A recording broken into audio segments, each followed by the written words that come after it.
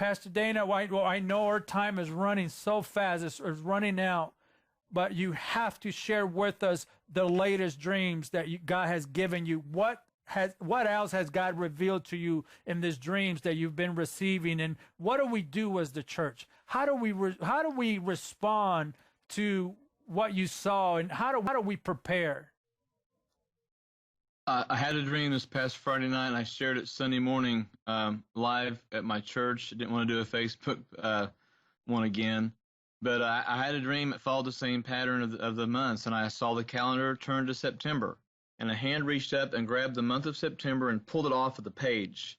And then it laid it down in front of an altar. And we have a secret place in our church that we built about 7-8 years ago. Our altar has horns on it, just like the one mentioned in the Bible. We have the 4 cardinal doctrines of the Assemblies of God are on pictures in there. And I saw the month of September laid down in front of that altar where I pray at every day. Sometimes I hold on those horns just because I need it for that day. But the September month was laid on the ground, and I was instructed to stand on the month of September and begin to pray for several things specifically. I was instructed to pray for the church to have a strong backbone, for corruption in the church to be exposed, and for a great harvest. And so I stand on the calendar, and I begin to pray for those things. And as I'm praying, I hear a voice that says, "You're not enough. We need more people praying, so ask for more help." So as I'm standing on the calendar, I'm calling out, pastors, people, believers, whoever you are, we need to pray for the church to have a strong backbone, for corruption to be exposed, and for a great harvest. And suddenly the calendar below me just begins to get larger exponentially. And it reminded me of I've been to Europe a couple of times, and they have plazas and courtyard areas where they have like the large life-size chess pieces. And the calendar where I'm standing on, it was Tuesday, September 1st that I'm standing on. And it just gets exponentially bigger. And finally I see the calendar. It looks like the size of a football field. But all of a sudden, I'm not the only one praying. Somebody else is standing on September 1st with me, and there's a couple more on September 2nd and the rest of the days. And there were people that were praying in tongues. There were some that were praying out loud. There were some that were very quiet. There were some that were kneeling, some laying prostrate, every model of prayer that you can imagine. But then the cry went out again, we need more help. We need more people to pray. So we began to as loud as we could, all of us, church, we need help, we need help, we need to come, you need to come, you need to pray. And so suddenly I realized that the outline of the calendar was now outlined of the contours of the United States of America, including Alaska and Hawaii. But I'm seeing the outline of the country, but the calendar of September is there. And I'm kind of being raised in the air as more and more people are jumping onto the calendar and people are praying. All of a sudden, there's no white space on the calendar, and people are feeling. They look like ants. People look like ants, but I see people standing all over the calendar on the country of the United States, and they're praying. They're praying for the church to have a strong backbone, for corruption to be exposed, and for a great harvest. And then I see a finger appear, and I see the word, and it writes, "A solemn," in front of September, and then assembly afterwards. So I'm looking at the word "a solemn September assembly," which is a clear call to pray for that month. And the numbers of people just keep growing and growing and growing, and the contour of the U.S. is still there.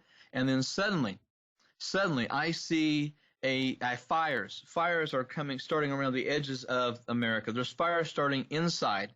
And some of the fires are the fires of revival that are starting all over the country, but I also see fires of opposition and persecution. And then I see storm clouds all over the country, even while we're praying. There's rains, there's storms. And I can see in the heavens this demonic warfare with the angels of God. And you can hear the sabers rattling, and you can hear the fights. You can hear the grunts and the groans of the battle. I mean, it was a fight. And the people that were praying, the fires of revival were coming, but the fires of opposition were also coming to the body of Christ. And I saw warfare. I saw the weariness of the saints. Believers were holding each other up and standing together without any division, and they were fighting together in prayer. And the battle was severe. It was intense. It was brutal. I mean, there were people bleeding and wounded, bruised and exhausted from all the praying.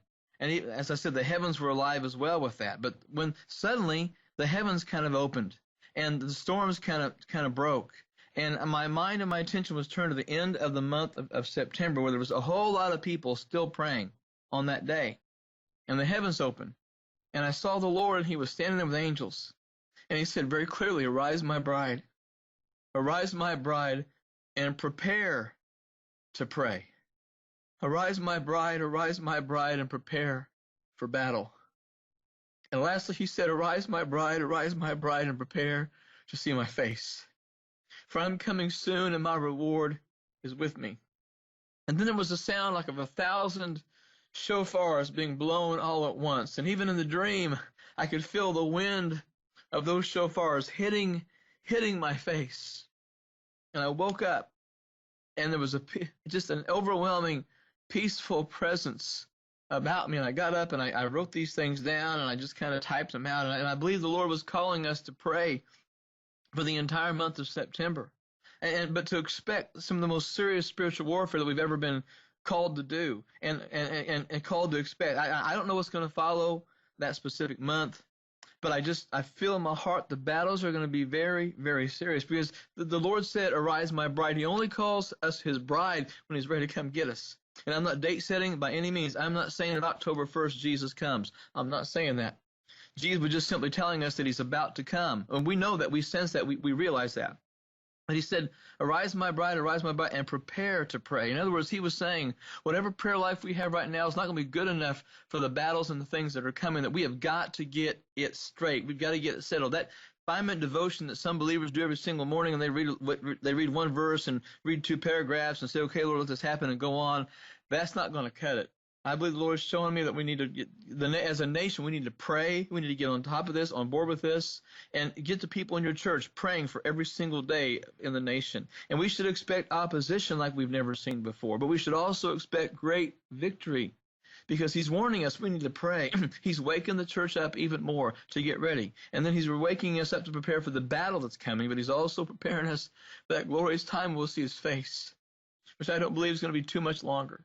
And I'm not saying when this happens. All I know is I was told in this dream that we need to pray during the month of September, and to prepare for that, to start building up now, to stop strengthening, to start working on more than just a devotion, to have that prayer life developed and honed and polished and strengthened and sharpened. But we've got to get ready for what's coming.